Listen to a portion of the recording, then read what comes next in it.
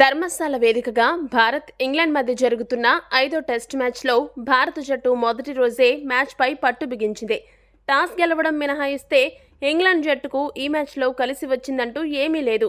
Toss గెలిచి batting ఎంచుకున్న England జట్టును మొదటి ఇన్నింగ్స్లో కేవలం 218 పరుగులకే ఆలౌట్ చేసింది భారత జట్టు.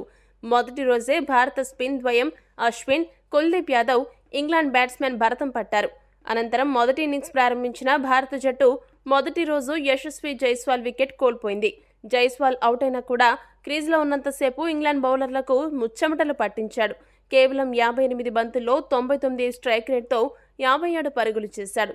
జైస్వాల్ అవుట్ అయ్యాక రోహిత్ శర్మ, శుభ్మన్ గిల్ ఇద్దరు వంతుల వారీగా పరుగులు సాధిస్తూ మొదటి రోజు నాటౌట్గా నిలిచి భారత జట్టుకు చక్కటి స్కోర్ అందించారు. రెండవ రోజు వికెట్ నష్టానికి 135 పరుగులతో ఇన్నింగ్స్ ప్రారంభించిన కెప్టెన్ రోహిత్ శర్మ, గిల్ చక్కటి సమన్వయంతో పరుగులు సాధిస్తూ ఇంగ్లాండ్ బౌలర్లకు చుక్కలు చూపించారు.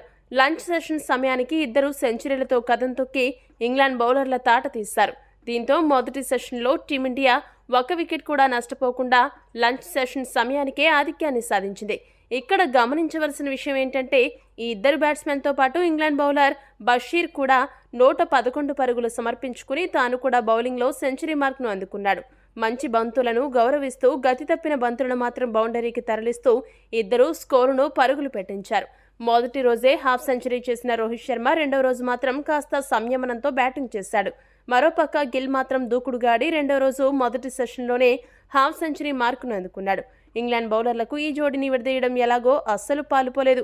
ఇంగ్లాండ్ కెప్టెన్ బౌలర్లను మారుస్తూ ఎంతగా ప్రయోగాలు చేసినా కూడా ఫలితం లేకపోయింది. వీరిద్దరి దూకుడు ముందు వారి ఎత్తులు ఫలించలేదు. చూస్తుండగానే రోహిత్ శర్మ, గిల్ ఇద్దరు లంచ్ సెషన్ సమయానికి సెంచరీలు సాధించారు. ఇదే క్రమంలో భారత జట్టు ఇంగ్లాండ్ కంటే కూడా ఆధిక్యతలోకి దూసుకెళ్లింది. ఇక అక్కడి నుండి రోహిత్, గిల్ ఇద్దరు భారత జట్టు ఆధిక్యతను అంతకంతకు పెంచుకుంటూ వెళ్లారు. లంచ్ సెషన్ సమయానికి టీమిండియా ఒక వికెట్ నష్టపోయి 264 పరుగులు చేయగా రోహిత్ శర్మ 102 పరుగులతో, గిల్ 101 పరుగులతో క్రీజులో ఉన్నారు. ఇదే క్రమంలో రోహిత్ శర్మ సంచలన రికార్డు సాధించాడు. ఈ సెంచరీ ద్వారా ప్రపంచ టెస్ట్ ఛాంపియన్షిప్ చరిత్రలో అత్యధిక సెంచరీలు కొట్టిన ఆటగాడిగా రికార్డులకు ఎక్కాడు. WTCలలో ఇప్పటివరకు రోహిత్ 9 సెంచరీలు సాధించి మొదటి స్థానంలో ఉన్నాడు. 4 సెంచరీలతో గిల్, కోహ్లీ ఆ తర్వాతి స్థానాల్లో ఉన్నారు. ఈ వీడియో కనుక మీకు నచ్చినట్టయితే లైక్, షేర్, కామెంట్ చేయండి. మరిన్ని స్పోర్ట్స్ అప్డేట్స్ కోసం మా ఛానల్ను సబ్స్క్రైబ్ చేసుకోండి.